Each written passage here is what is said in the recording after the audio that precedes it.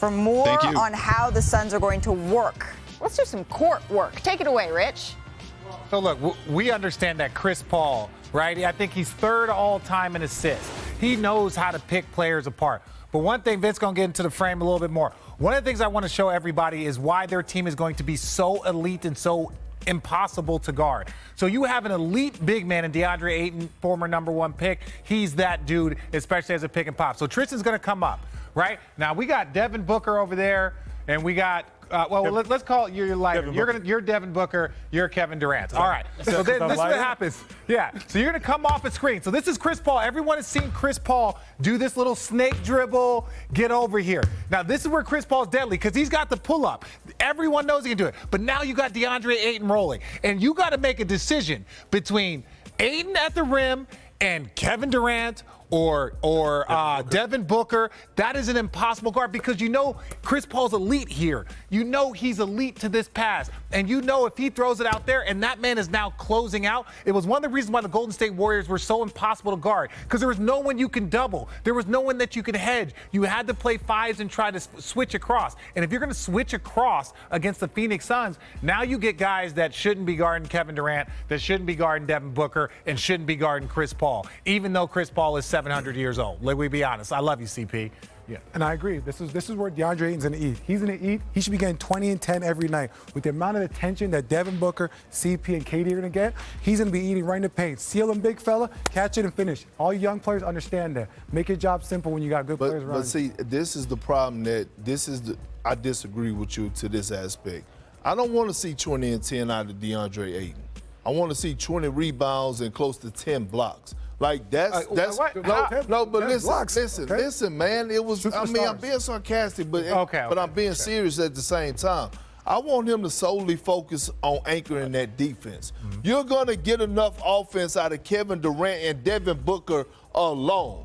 The problem with DeAndre Ayton is that when he don't feel involved offensively, then you don't get the best version of him defensively. That's fair. He needs to lose himself and sacrifice and go back to being one of the top defenders, rim protectors, rebounders, and then just get his little 10 to 15 points a game. Real quick, but and he can do offensively. He can eat still because of transition, running to the front of the rim, old school. Rim run. Get you touches like that first. Because of what you do defensively, CP knows we got to get the big fella touches. So I agree with you. Defensively, make it your staple. Be up for defensive player of the year. Wait, guys, are we being serious here? Because the one thing I want to say, there's nobody leaving Devin Booker. Ain't nobody going to leave Kevin Durant. They're going to say DeAndre Ayton's got to beat us. If you got to pick between those things, they're going to say Chris Paul has to beat us. That's why it's going to be a DeAndre Ayton, Chris Paul pick and roll. We know Chris Paul with the mid-range. We know DeAndre Ayton in the passes that he's going to be fed because you are not going to leave one of the all-time greatest scorers of all time, and you're not going to leave Devin Booker. So those guys are going to be key, almost playing as decoys because teams are not going to say, I want him to beat us. I want him. If you're going to beat us and you're the Phoenix Suns, it's going to be DeAndre Ayton. So he's going to TJ Warren. Or TJ Warren. They're going to be eating constantly, and that's the beautiful thing because I believe in Chris Paul as a distributor and as a game manager. I think he will allow everyone to eat, and I think DeAndre Ayton has the ability to eat more than he ever has because of the weapons there. That's not Mikal Bridges. That's not Cam Johnson. That's Devin Booker and But Kevin I just Durant. don't want his focus to be on that end, man. They need him to anchor that defense. They need him to pick up the slack of when Chris Paul have to guard a Ja Morant in the series. They need DeAndre Ayton to be that fifth factor. Or when he have to go against Jaren Jackson Jr. and Steven Adams at the same time. Like, that's what they need out of him. Yeah, no, I think it's going to be a great matchup watching this team kind of manifest itself around the other teams in the West to see how their depths happen. We now bring in Brian Windhorst. This wasn't your list, but, we're going to bring you on to maybe alter it a bit. Given just the seismic changes that happened today, where would you put the KD to the Suns on this list and would it be your top pick? Well, it's got a strong case. I mean, we have to see how everything plays out, but first off, you don't see MVP caliber players change teams mid-season. You do see stars change teams mid-season, but very rarely is it to title contenders, and very rarely would it be arguably the best player on that team. Devin Booker is top of his game. Chris Paul still one of the better point guards in the league. Kevin Durant was an MVP candidate when he's healthy. So this is an unprecedented move. The other thing is it's kind of a shock. It wasn't like we spent weeks examining it and a team preparing itself. It was a shock. In talking to some people around Phoenix, there were tears this morning when they got together in the hotel room in Atlanta. They canceled their walkthrough and got together and had a good cry because that group has been together for a long time. You're bringing in incredible talent, but like nobody's was ready for this. Not only that, but the whole organization is going through a complete shock as they go through a brand new ownership. So the unique set of circumstances on this trade makes this a real one-off situation. And it's going to be fascinating to watch how the Suns handle themselves once they get their team back together. And by the way, Durant's not going to be back maybe till after the All-Star break and have to incorporate him in a tight period of time. It's one of the more remarkable trades in the history of the league. And they certainly have the target on their backs. And, you know, entering this trade deadline, the conversation was who in the West is that team that you can peg has that front runner positioning? I think it's obvious that it's the Suns right now. But we will see. I guess what you're saying is that you don't know where you're putting them on the list until, you know, the playoffs pan out. So thank you so much for joining. Oh, it shocked pretty much everyone. A little reporters roundtable to talk all things Kyrie Irving, because now Tim MacMahon, based out of Dallas, you will cover Kyrie day in and day out. No, I really had to cough. That wasn't a reaction to Kyrie. Okay. Zach Lowe, our senior writer, is with us, as well as senior writer Brian Windhorst. I want to start with the team that traded him, Brooklyn. Oof. Is this, Brian, the biggest failure in NBA history when we look at groups brought together, the potential they had, and then what ultimately became the reality? So you really have to look at the last 15 years of super team construction. It's going to have to be sort of that era. What do you think the other contender is, Zach? It's probably I don't know. Probably the Lakers. The Powell, Dwight, Kobe, Nash, Lakers. I mean, but Nash got hurt.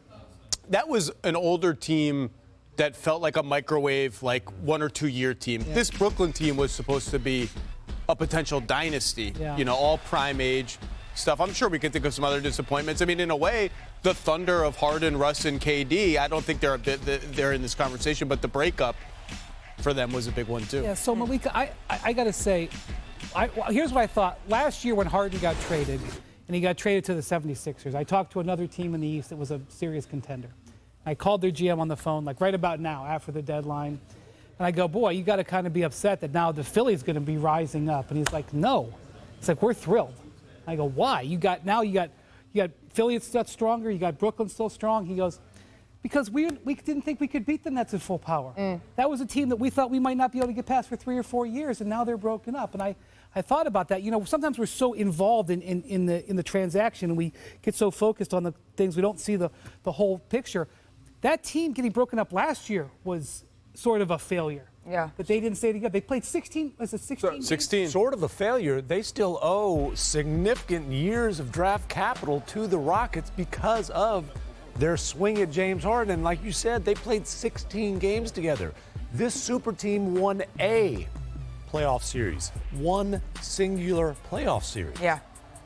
That does rank as the biggest failure in NBA history. So then when we look at the Dallas side of this entire thing, 13-3, that's their record. Hang the banner. 16 games they played together, including, by the way, in the postseason. That's not even just talking regular season. It's a hell of an NFL season a few years ago. So let's talk about Kyrie Irving, though, because as Zach Lowe said, if you're slicing up blame pie, there's certainly tons of pieces to go around for what went wrong with the Brooklyn Nets, but Kyrie Irving does own a piece of that pie. Now he is in Dallas. Does Dallas, Tim, believe that this could be a long-term marriage between Kyrie and the Mavericks? Well, Kyrie disrespected by the Nets. Let's just put that out there. I mean, really feels welcomed and loved by the Mavericks.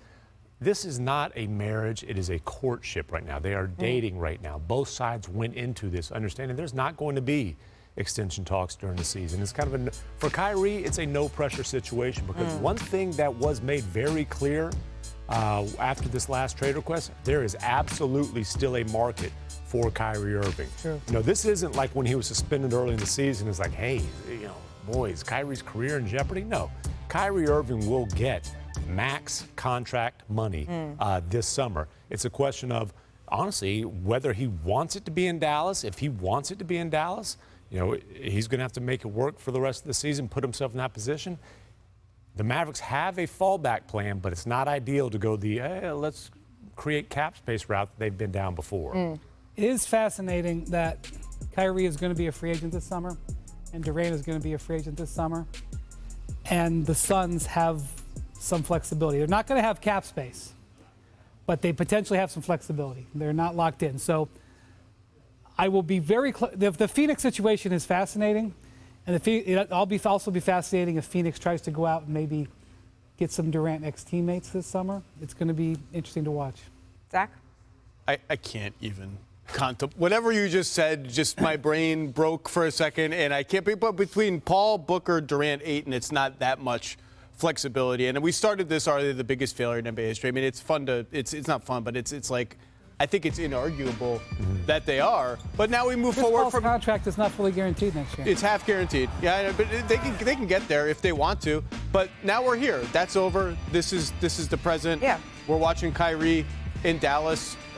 Offensively, they're going to be monstrously good, but the conference just loaded up all around them in every direction today. Yeah. And that's one of the stories of today. Absolutely. And Phoenix is the headliner there. Sticking with the Mavericks here, Christian Wood was someone that we talked about earlier. He, since the trade deadline has passed, has taken to Twitter to let everybody know that he was not, in fact, traded. This is now bulletin board material that his name was floated out and around. What was Dallas's decision-making process there? Well, they weren't able to find value for Christian Wood in the trade market. They weren't able to find value for Tim Hardaway Jr. And they didn't want to do something that was based on, hey, let's create cap space this summer, more cap space this summer with Hardaway.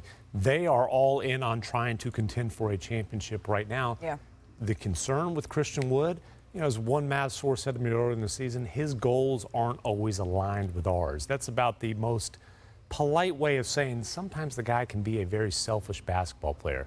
He's in a contract year. He knows they tried to move on from him. He's probably going to be coming off the bench. There's potential for that to be a little bit awkward. Well, for now, still in Dallas, though. We still have a lot to get to.